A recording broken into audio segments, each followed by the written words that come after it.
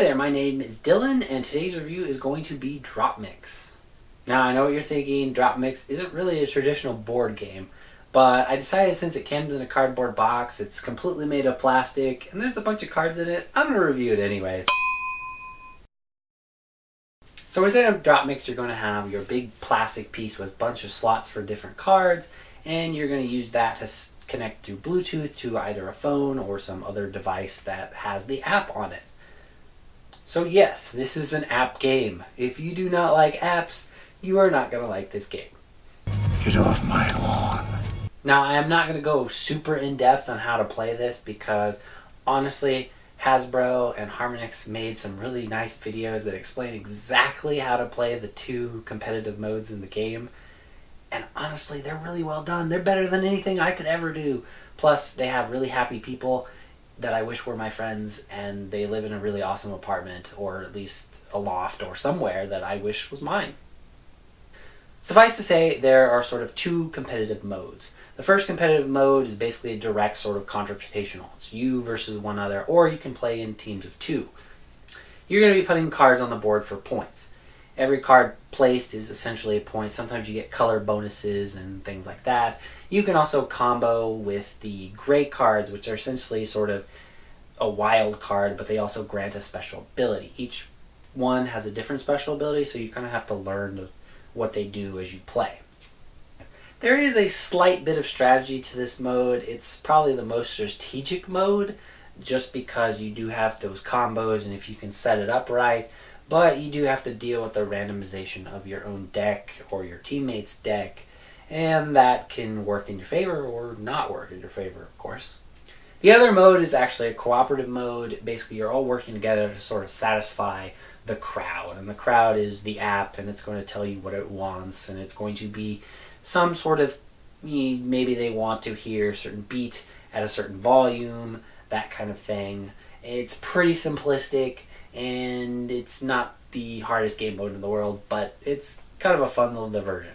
Now, I know that so far this doesn't sound all that exciting. I haven't got in depth into those game modes because that's really not the crux of this device. Really, the crux of the device, the pièce de résistance of the Dropmix, is the final mode, which is freestyle. And freestyle, you have to be very, very careful because this is the mode that you can have just way too much fun. You're going to be mixing songs and just kind of putting whatever cards you want on the board just to see how they combo. And really, that is the best part of this game. It's just seeing what mixes well together, what doesn't, and sometimes you'd be surprised at what mixes together.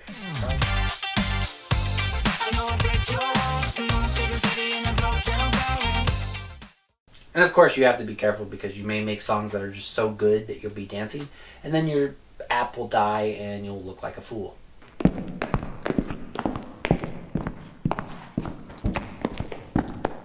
That is essentially Dropmix in a nutshell. Dropmix is this really cool musical playing toy, and that's the crux of it. It's not this super deep, innovative system.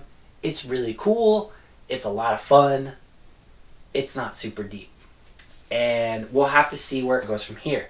Now, this is where it could be problematic.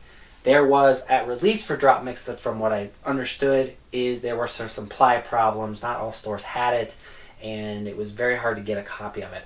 Now, I think sort of the opposite is true, is that stores have way too much supply of it now. So much so that you're going to see it on sale a lot. The core set now goes for probably about $50. Which is a fantastic deal. Honestly, if you can get it for $50, I would say that's you might as well go for it. It's definitely worth $50. Normally it's $100, but I think most stores are having sort of, half off for whatever reason. The hard part is going to be the expansions.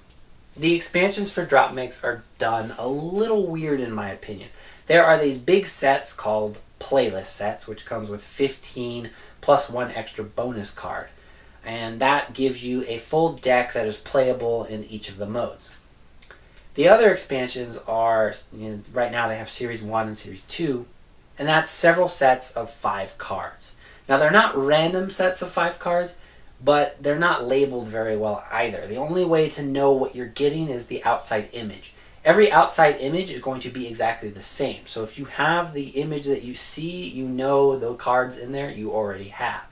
But that's not the most efficient way to kind of keep track of what cards you have and what cards you don't. So that's kind of an annoying system, but luckily in most cases you can just buy an entire series online and then you don't have to worry about that. Now, of course, that all comes down to the price. The playlist packs, I believe, go for about $15 to $20, which that's about $1 a card, which is a little expensive, but it's all music technically, so music is kind of expensive to license, and typically these types of games, especially previous games that Harmonix has done, Rock Band, it's not exactly the most cheap if you want to get more music. These smaller packs are about $5, so again, about $1 a card. And again, it's music, so the price is about right. I wouldn't say it's overly expensive, but it's not exactly super cheap either, and that's largely because the cards only have probably a fraction of the full song. You're not really getting the full song. Even if you have every single card type of the song, you're not getting the entire song. It's really just playing a loop of probably the most famous part of said song listed on the card. And that's going to be kind of the test of time here. Is this game going to last longer than Series 1 and 2? There's been no announcements for a Series 3 or 4, so we don't really know. At this point, it could be everyone's trying to just sell their stock, and then that'll be it. And whatever's out there is out there. And you'll have a fun toy, but there's going to be no new music or anything like that. Hopefully, I hope that's not the case, because Dropmix is pretty cool. I think it could potentially have a lot more fun to it. I wish maybe they could add a few more game modes. That would be pretty cool. And that's going to be the test of time for Dropmix. Really, is there going to be more to this game? Is there going to be a Series 3 and a Series 4? Is there going to be more playlist packs? Honestly, I have no idea. I don't know what the plans are. I don't know if all the sales going on right now is a sign that Dropmix is done for. And it's basically in recovery mode, and they're just going to try to get as much money as they can while whatever stock is out there. Or if this is a very good ploy to get everybody to buy the core set, and then they'll just start releasing a bunch more expansions. Who knows? Hopefully, if it does keep continuing, they can add some more game modes. It would be pretty cool since this is app and you can upload things to the internet. It'd be pretty cool if you could make some freestyle mixes and then sort of upload it to the internet and people could vote on it for what's the best, and then maybe there's like a leaderboard or something. That would be a pretty cool mode. I'd like to see something like that. I don't know about any other modes, but just that would be a cool thing to start with. So if you're really looking for sort of just kind of a cool musical toy, then Dropmix is really the way to go. If you're wary about the future of the game, I completely understand, and that's probably right now I would say lay off, because we just don't know exactly where it's going to happen at this moment. But if the shrinking price of the core set just tempts you a little bit too much, it's really not that bad. It's worth getting into. I don't think the verse mode and the co-op mode is really all that much worth it. They're kind of fun distractions, or just kind of a fun way to kind of like, just try something new with the game. But really, freestyle is where it's at. And I think if they can expand upon the freestyle mode, then they'll have an even bigger success, hopefully, going on. And actually, I have no idea how much success it is currently, but hopefully it's been at least a decent success.